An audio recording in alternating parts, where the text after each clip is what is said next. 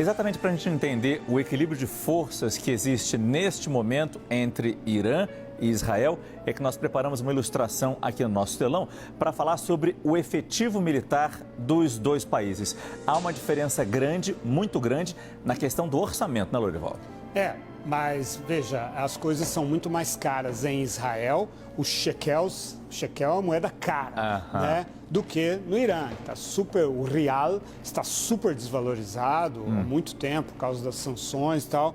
Então, isso aqui é bastante dinheiro no Irã. É claro que uma parte é importada, mas é importado de países como Rússia, Coreia do Norte, né, aliados, China.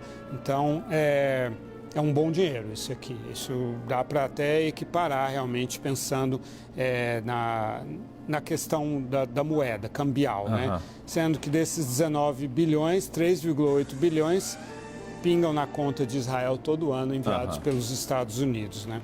Até 1979, o Irã tinha bastante armamento americano, era um grande aliado americano e europeu. Caiu o Shah Reza Pahlavi, veio a Revolução Iraniana, tornou-se o inimigo do Ocidente, né? E aí passou a comprar armamento do Brasil, da Síria e da China. E depois da Rússia e da Coreia do Norte. O sistema de mísseis do Irã é muito robusto, muito bom. Eles têm 3 mil mísseis balísticos, usaram 120 agora, né? Mas com muita ajuda da Coreia do Norte desenvolveram esses mísseis balísticos e tal. É interessante, se a diferença de dinheiro parece muito, a diferença agora a gente vai começar a ver do ponto de vista de guerra mesmo, de soldados e armamentos. A diferença parece quase sempre falar a mais para o Irã, né? É um país muito mais populoso do que Israel e o soldado iraniano, aqui não estou fazendo uma coisa preconceituosa, mas custa bem menos do que o soldado israelense por causa daquela questão cambial também, do padrão de vida, né, nos dois países. Israel é um país mais rico, mais avançado, né? Então tem aí essa vantagem de efetivo que teria pouca importância porque não é uma guerra terrestre, né? Tão distante um país do outro. Tem ali 1.500 quilômetros separando os dois países, dificilmente seria uma guerra terrestre. Aí que o equipamento conta e por isso que a gente preparou essa outra tela, Lorival. E aí os aviões são muito importantes, né? E Israel tem, olha, desses 340 aviões de Israel, 50 são F-35. Americanos, são os caças mais avançados do mundo. Olha. E no ano passado eles encomendaram mais 25 para ter 75 F-35. Isso é algo formidável realmente. O Irã já são caças em geral russos e tal, tem caças bons naturalmente, mas os americanos são os melhores, né? Em relação aos tanques, o raciocínio é o mesmo. Israel tem bem menos tanques, aliás não é o mesmo porque Israel tem até mais aviões do que o Irã. Mas Israel tem menos tanques, mas os tanques israelenses são melhores, né? São tanques americanos, israelenses mesmo, tem muito tanque fabricado por Israel e europeus também. O Irã tem uma frota mais antiga de tanques e tal. E na parte naval o Irã é muito respeitado. O Irã é um país...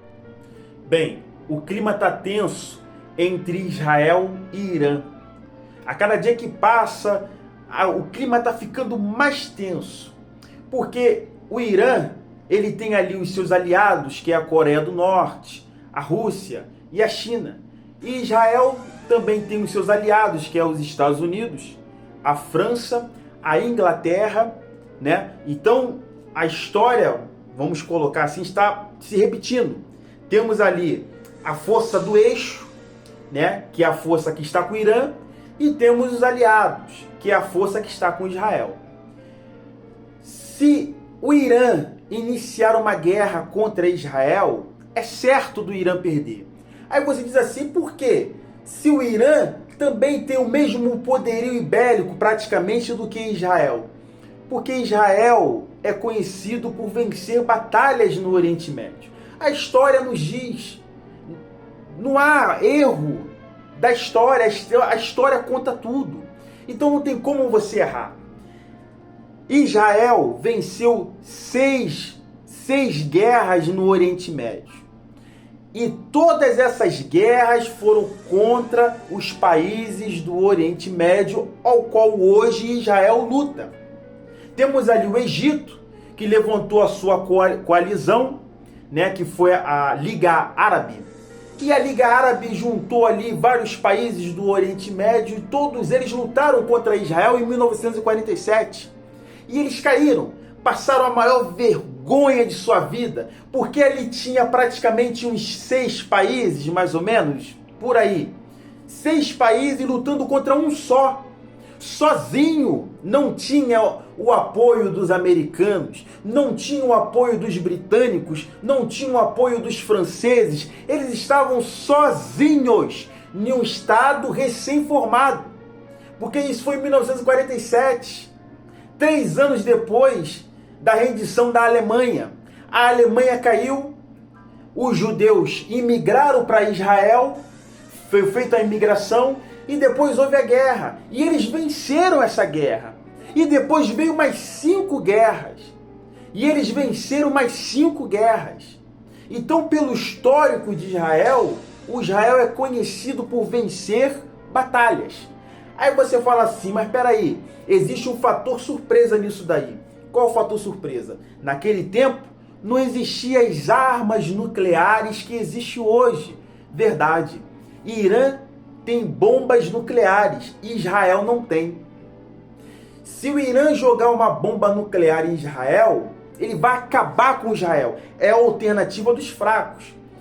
Quem está ali desesperado, um líder de um país que está desesperado, e ele manda a tropa e não consegue vencer a batalha, e já não tem mais capital financeiro para manter a guerra, ele vai iniciar uma guerra nuclear. Isso é óbvio. Isso aconteceu na Alemanha, quando eles mandaram os V1 em direção à Inglaterra, caíram na Inglaterra os V1, depois vieram os V2 de Wehrmann von Goering, né?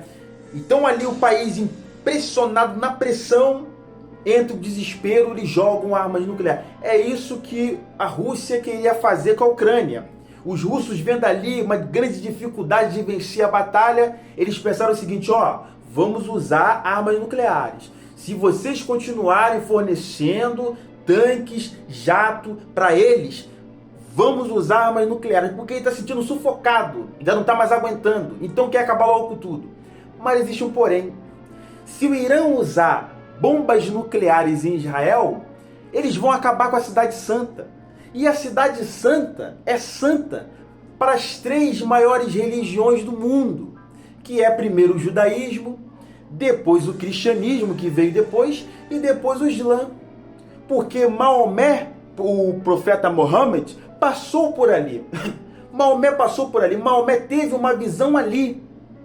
Abraão passou por ali. Isaac passou por ali.